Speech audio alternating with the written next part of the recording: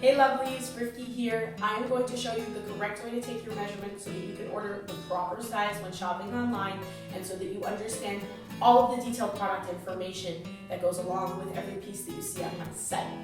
First thing that you're going to need to get started is a buddy. Don't try to take your own measurements. You're never going to get an accurate read that way. Grab a friend and let's get started. The other supplies that you're going to need, a measuring tape. These cost about $1. You can get them pretty much anywhere, any sewing supply store, any Michaels, craft store, anything like that. They're really easy to find. Mine happens to be blue. The other thing that you're going to need is a ruler or just any hard surface. Anything that is stiff and won't bend. I have this yardstick, that'll work great. Anything that's, I want to say like a small notebook could work well also, as long as it's stiff. Anything hard that doesn't bend. Now, before we get started, there's a few things that you need to know. You should be wearing a good set of undergarments. What that means is that if you have a particular bra that you wear with your better clothes, now is the time to whip that out. Especially if that's a push-up bra, because that changes your shape and your measurements. If you have a specific shapewear that you like to wear, especially if it's a waist cincher, that's something that will change your measurements and you should be wearing it now when you want to check your sizing. When you take your measurements, you should be wearing tight-ish clothing. You can be in your underwear if you're comfortable with that, but it's not necessary. A tight t-shirt, similar to what I'm wearing now, and a pair of leggings work great. There are 3 basic measurements that determine your size, and that is your bust, waist, and hip. Let's start with the bust. When measuring your bust, you're going to want to go across the fullest part of your bust and then straight across the back. The way that you take this measurement is very simple. You just wrap the measuring tape around and take note of the number. And you're going to want to stay in that spot. And again, your buddy is doing this. You're not doing this for yourself. Next, we're going to find your waist. Now, this is your natural waist. It's not necessarily where you wear your skirts. You might wear them a little bit lower. The easiest way to find your natural waist is to take a deep breath in and feel where it is that your body goes in the most. That's your natural waist. It's right underneath your rib cage. It's like where everyone's a little bit pudgy. It happens to be where I'm wearing my belt right now.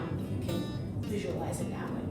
That's your natural waist, and you're going to want to go in a straight circle all the way around on that point.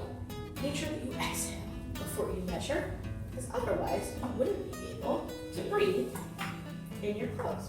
So again, you're just going to wrap it around and take note of that number. The last measurement that you need is your hip, which is basically your butt. Now, we need to account for your butt, but we also need to account for your belly.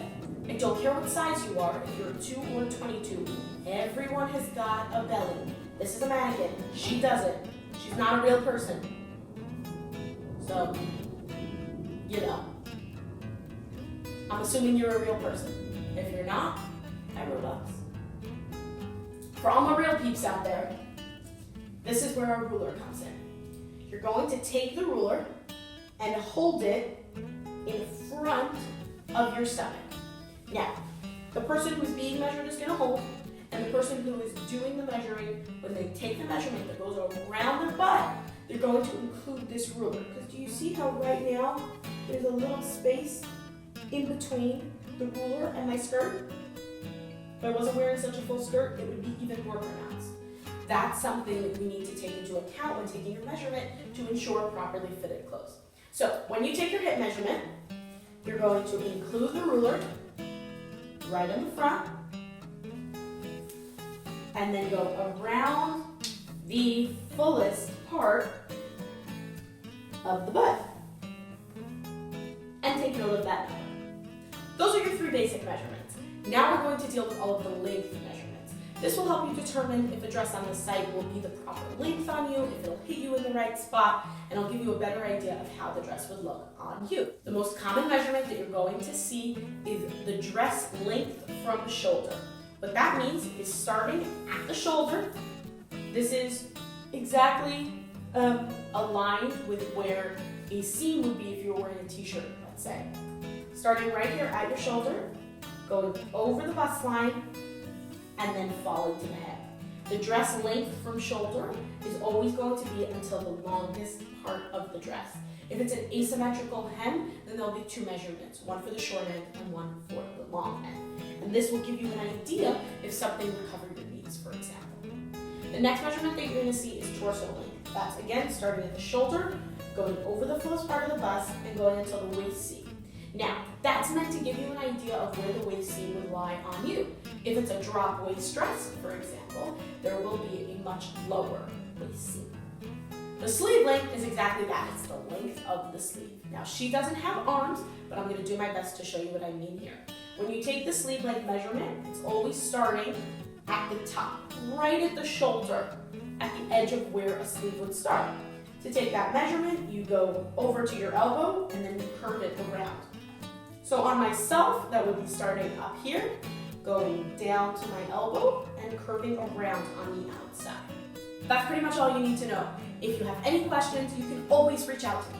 Use the contact form on the site or via Instagram. I'm at impact.fashion.nyc. You can send me a message there. All of my contact information, including my phone number, is in the bio. So get in touch if you need help. And in the meantime, here's to making an impact together.